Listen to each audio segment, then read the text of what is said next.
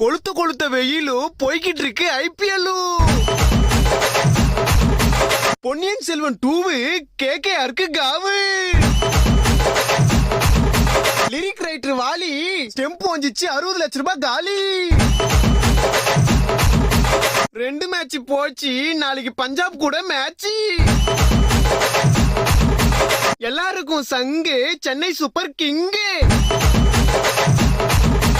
ஏய் இப்பதானே 2 மேட்ச் தோத்தீங்க, அப்போ கூட ஆட மாட்டீங்களா? ஓட்ட வட முறுக்கு பால போய் பொறுக்கு. ஓரமா போய் நில்லு, எங்க பார்த்தாலும் எல்லோ. சிஎஸ்கேல அலி, பஞ்சாபு நீ எங்கயாவது போய் ஒலி. தம்பி யாரது?